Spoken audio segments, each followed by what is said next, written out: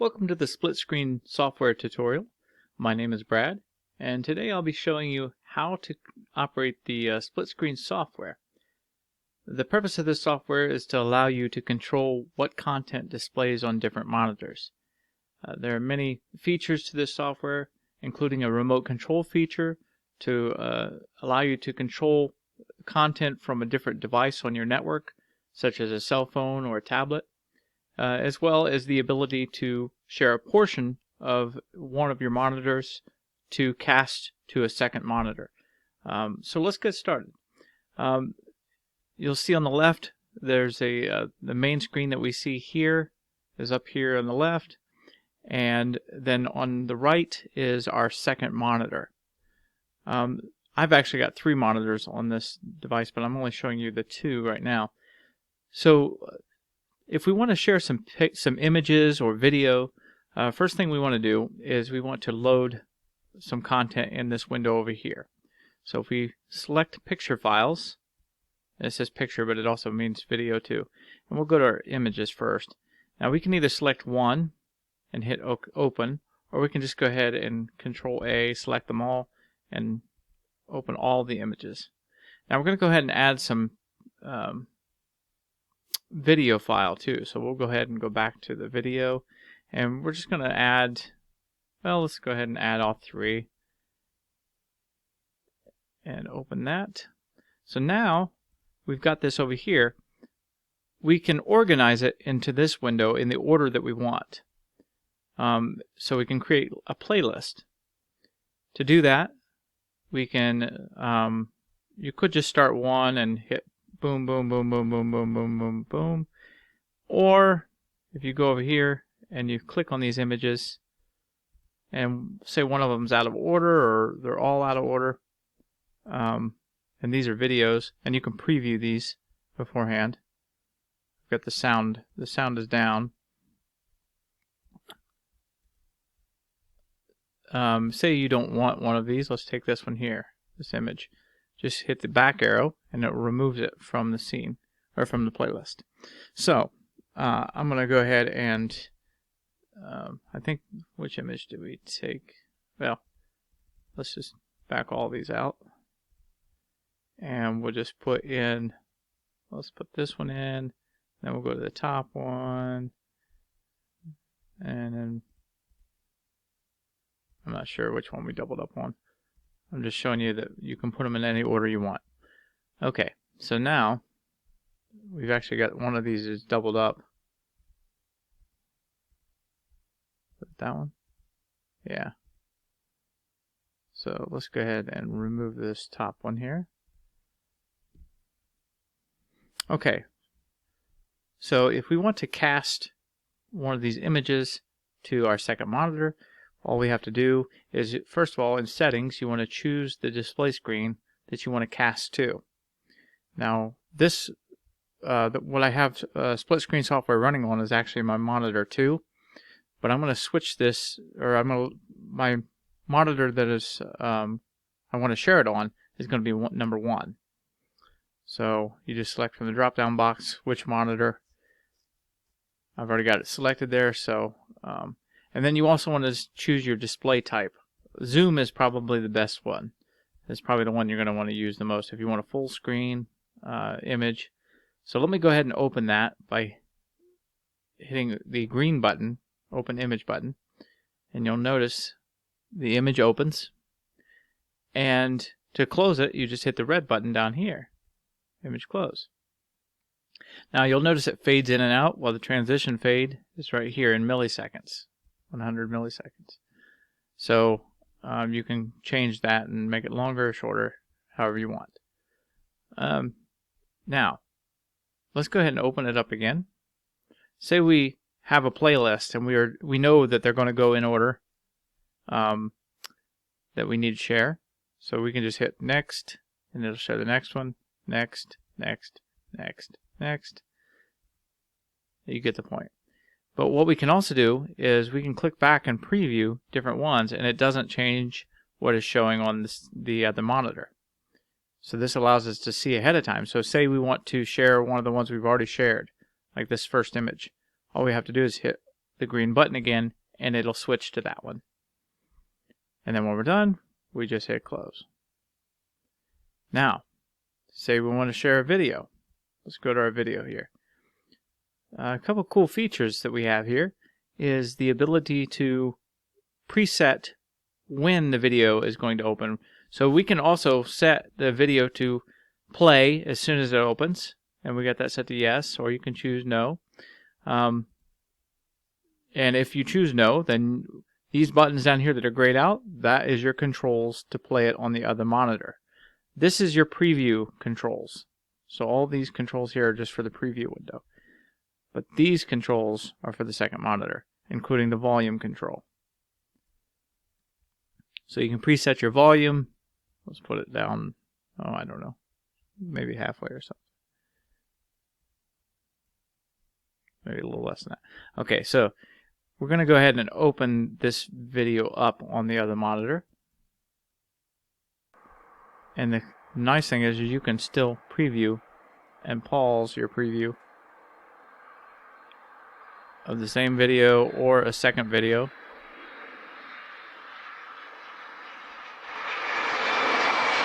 While the other one's playing. So you can see it ahead of time. Okay, so now it's already played through. So if we hit stop and then play again, it'll replay that video. We can pause it at any point. We can also scroll through the timeline, hit play, skip. We can skip closer to the end. Okay, we can bring it back to the beginning if we want. Okay, so those are the controls for the second monitor. Now, say we want to start the video. Let's go ahead and close this image or this video. Now, say we want to start our video partway through. What you want to do is go to your preview window, find the point where you want to start the video. Let's say right where it touches down, right about, well, that's good enough right there. Let's go with that. So we're going to start our video at this point. So we just hit this set start position. Let it play to where we want it to end. So let's say we want it to just end right there. Pause it. Go ahead and hit set stop position. And now, when you open the video, even if you change this and you come back to the video, it remembers that. Each video will remember the set start and stop position. So now if we go ahead and open this video up, it's going to open, if you remember, right as the plane is about to touch down, and then stop before it gets to the end of the video. So let's watch. See, it started right here, and it's going to end somewhere around here. There it did. And now you can close the window. Okay, so this is how to operate the video controls. We've seen that. Now, let's say we want to share a portion of our screen. Say you have a web browser open. You can hit the project button down here, and it will open up this window here. And this, if you hit Start Cast, you'll notice it casts to this other screen. You can resize the window to anywhere you want, and then when you click on stuff, it will cast that in the other window. Hit Stop Cast, and it'll fade out, and you can just close this window when you're done. So you can share a portion of any monitor with that projection button. Now, we have another feature. It's the remote control. Now, I have a copy of my cell phone here, and if I start that up, you'll see, yeah, it shows my screen. So anything with a web browser could be used as a remote control, such as your cell phone. So first we have to set up a couple things. So we have to go up here to Settings, go down to Choose Web Server Path, because we're going to, the program will actually create a small little web page to browse, and then it will cast that as a server. So first thing we want to do is just select a directory. So if you choose this, click on this window, it says in order to use the remote control, you must choose a path to store the home page and image files for the server. So if we say OK, it's going to allow us to choose a directory. And I've already got one made up here called split screen web. Say OK. So now that's in there. And now I just have to go to my launch remote control and under tools. And doing that, it pops up with this box. And so now on the first time we cast our web server up, we want to make sure that this box is ticked, because it's going to copy all of these picture files to our web directory, or it's going to create thumbnails anyway. So let's go ahead and do that. Hit start. Now once you've created the directory for the first time, as long as you haven't changed anything here,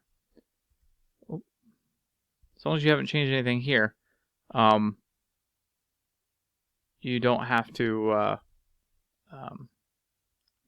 leave this checked. You can uncheck that, and then it won't have to recopy all the thumbnails again on the second time.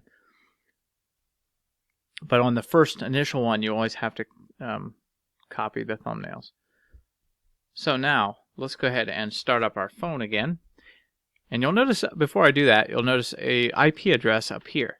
So if you take this IP address and type that into a web browser, as long as it's on the same network, it will find the web page that has been made up. So let's go ahead and open up a web browser and type in 192. There we go. Already got it in there. And you'll notice it will pop up. There it is. So it has got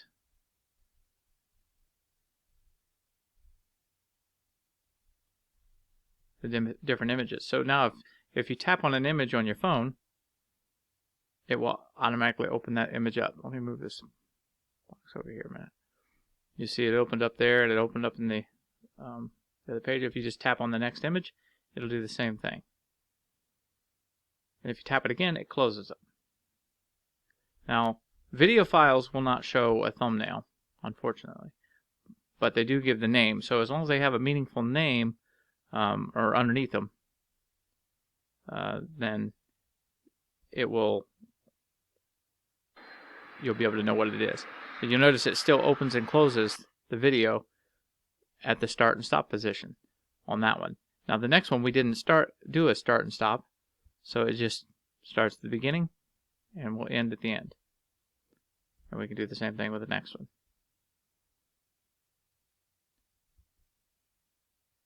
And then we can just hit that to close it. And that is our remote control feature. As far as that goes, if you forget how to do this, just go to the help file and hit the open video tutorial video, and it'll bring you back to this video here.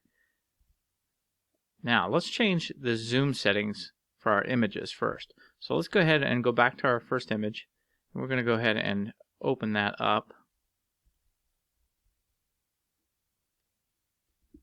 Oh, let's stop our remote control first of all and close that window, because we don't want to be casting anymore.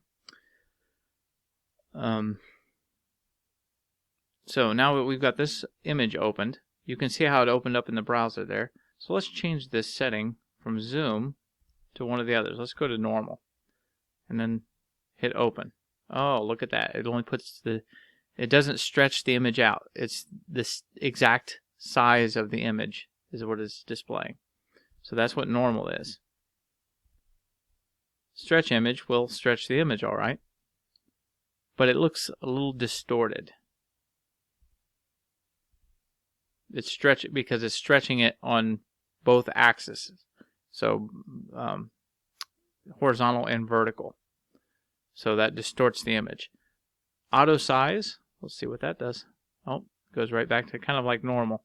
Now that one, auto size will be different because it's going to choose it automatically for you. So that one's not as reliable. So it's probably best not to use that one.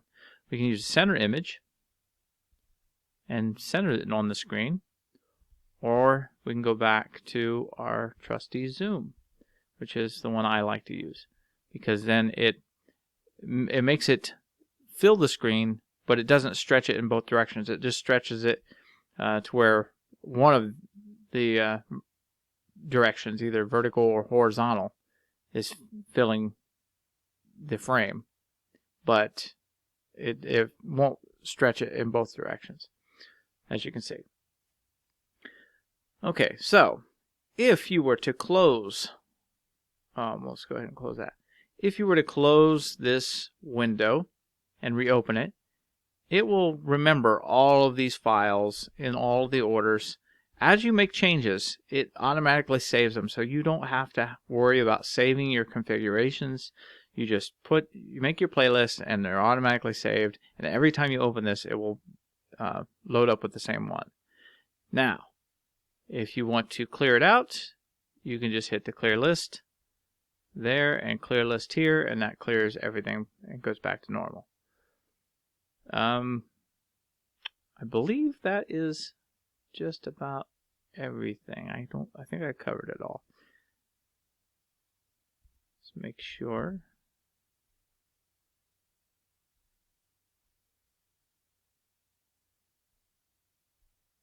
Oh, image stay on top. So what this is if you don't want, on the second monitor, when it opens up the image, if you already have other windows open on that monitor, if this is set to image stay on top, it will not allow the other ones to come on top of the image. Even if you click on in the toolbar, if you click on the icon for it, it will not go to the top. But if this is set to false, it will allow you to change what's on top. So pretty much as simple as that. Now, one caveat there too, I should mention, is if the other applications also have window stays on top set to true in their settings in their application, then it will allow those to go on top. But if they're not set to that, this one takes precedence. So